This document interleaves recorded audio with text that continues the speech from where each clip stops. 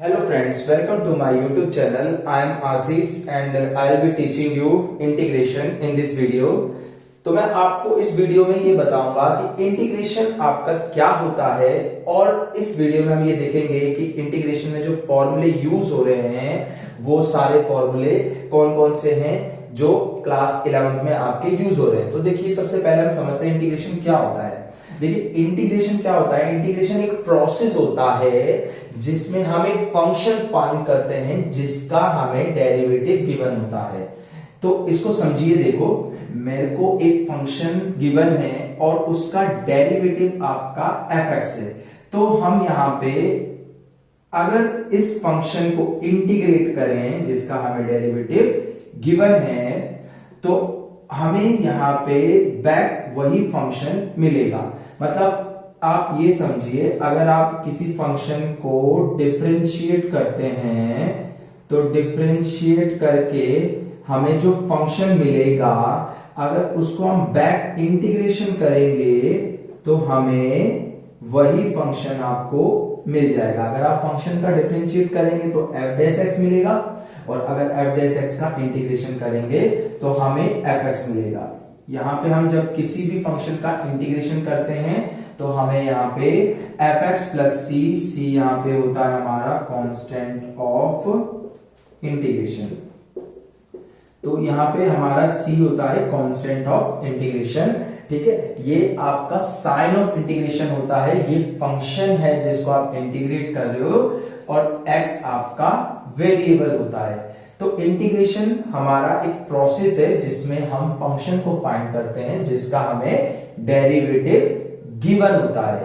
तो आइए हम अब कुछ फॉर्मूले देखते हैं जो यहाँ पे बहुत ज्यादा यूज होंगे। फॉर्मूले यूज्ड, सबसे पहला और सबसे ज्यादा फॉर्मूला जो कॉमन यूज होता है वो है आपका integration x to the power of n।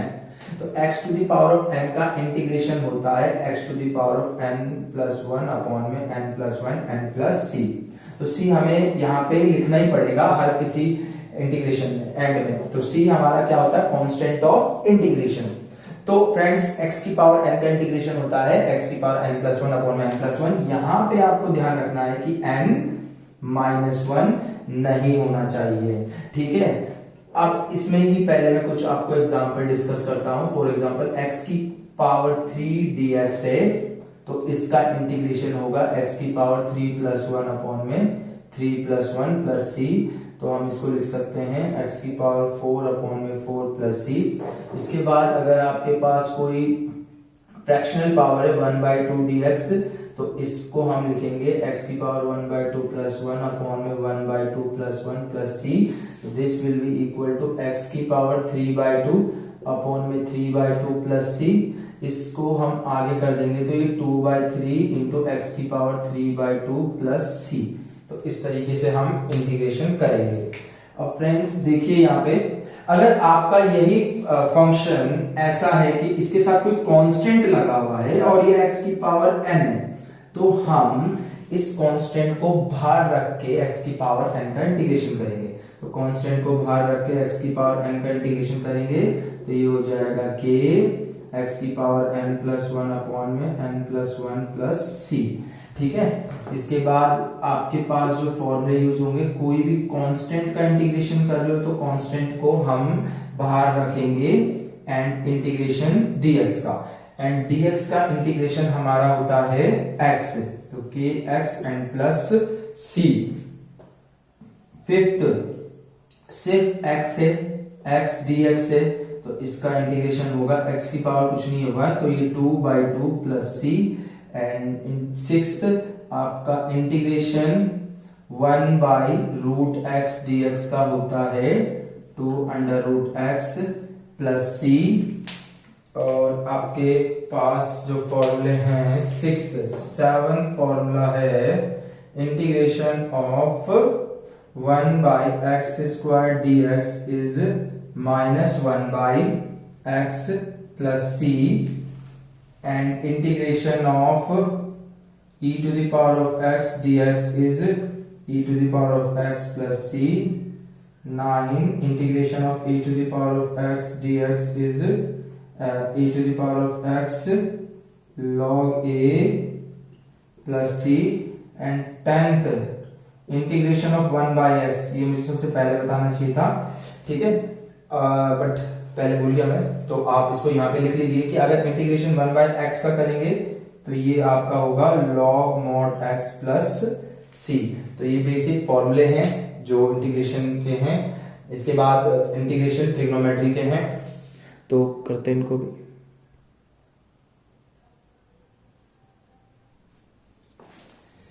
आगे देखिए friends, integration of sine x dx, sine x का इंटीग्रेशन होता है हमारा minus cos x plus C, and integration of cos x dx is sin x plus c cos integration of tan x dx। देखिए tan x का जो integration होता है हमारा वो होता है minus log cos x plus c, और आपका इसका एक और इंटीग्रेशन होता है log sec x plus c। इसके बाद इंटीग्रेशन cot x dx का होता है friends log sin x plus c, और इसका एक इंटीग्रेशन होता है minus log cosec x plus c।